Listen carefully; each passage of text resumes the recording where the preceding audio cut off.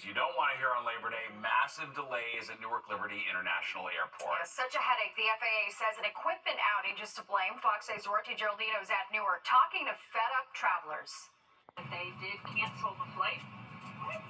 So at this point, we still need to keep everybody on the aircraft. People on planes all over the country heading to Newark Liberty International Airport got some variation of the same message Labor Day. They said there was a problem in Newark Airport, to which we deboarded the plane, and they told us to wait a half an hour. Carrie Geffner and her husband Michael called their daughter, who was a Fox 5 web producer, telling her they were stranded in Maine after a long wait. We were on a 4 o'clock flight.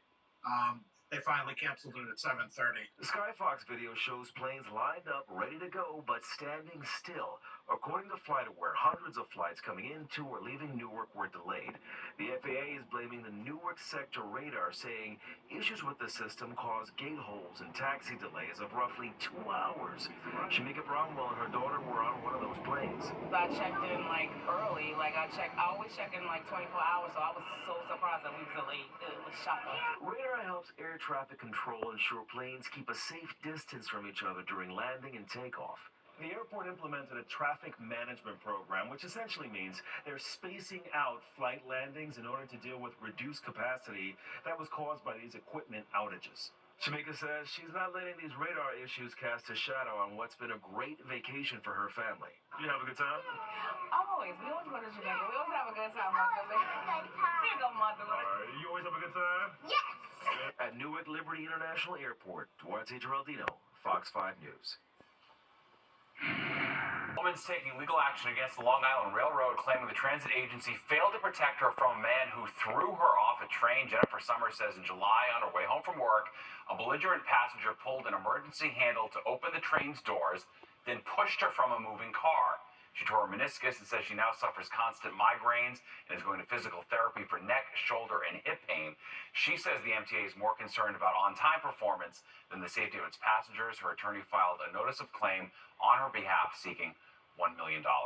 Who in their right mind would think that the Long Island Railroad would allow a train to be moving with the doors open?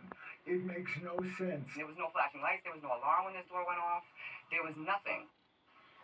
MTA officials would not comment on pending litigation. Meantime, the suspect is facing charges, including assault. Well, a wild shootout at a bar in the Bronx leaves 2 people injured, 1 in critical condition. It happened early this morning at the Cuddy Bar and Lounge in the Allerton section. A 40-year-old gunman reportedly shot a 37-year-old bar worker, and then an off-duty parole officer shot the alleged gunman. The worker is in stable condition with a leg wound. The suspect was shot multiple times and is in critical condition. More than 10,000 workers at 25 hotels in the United States are on strike this Labor Day. They're demanding higher pay, fair workloads, and the reversal of COVID-era cuts. Many of the workforce in the industry is made up of women of color, and workers are looking to secure compensation on par with more traditionally male-dominated industries. The strikes are targeting Marriott, Hilton, and Hyatt hotels are expected to last 1 to 3 days. Both Hilton and Hyatt say that they're committed to negotiating. No comment yet from Marriott. Summer's unofficially over. I know, we hate to say it too, but facts are facts. We're going to check in with sun and sand worshipers in the Rockaways trying to get that last beach day in. And we'll take you back out to Eastern Parkway in Brooklyn for the sights and sounds of the annual West Indian American Day Parade. And Liv is here with the forecast. Hi, Liv. The U.S. Open is the hottest ticket in town. The last Grand Slam event of the year is drawing record crowds at the National Tennis Center in Queens. Attendance last week was over 74,000, the biggest single-day crowd in the event's history, which has drawn complaints on social media saying the event is too crowded. It's not that there's more people on the grounds during the day. It's just a couple of years ago when we built the new Armstrong Stadium, we started selling night sessions at Armstrong. So we have a whole new slew of fans coming out in the evening. That's what's getting us our record-breaking crowds. Yeah, it's super popular, and after the women's final on Saturday, organizers will hold the first Finals Fest after party in the Louis Armstrong Stadium featuring Grammy-nominated dance music project Galantis. You'll need a separate ticket to attend that. So fun. All right, well, as much as we hate to say it, Labor Day is the unofficial end of summer. So we sent Fox 5's Michelle Ross to the Rockaways to catch up with New Yorkers, soaking up every last drop of sun and sand before the September scaries fully sink in. You can find almost anything at Rockaway Beach. The usual people laying out catching some sun rays, activities like surfing at the city's only legal surfing beach, and even some fresh baklava. Not a typical beach snack, but it's here. The last unofficial weekend of summer is coming to a close, and people hit the Rockaways to make the most of it. Even the family dog got some beach time. We are having a gorgeous beach day. It's beautiful out, enjoying our, Rockaway local summer. I love it. It's perfect weather. Thank goodness. The community could use it financially, and I need this fresh air and salt water. All my friends were hanging out, having some drinks, swimming where the lifeguards are. A continued lifeguard shortage has made certain areas of Rockaway no swim zones for the past few summers. There were at least 6 drownings here this season, most of them happening after lifeguards finished their shifts, which drills the message to only swim when lifeguards are around.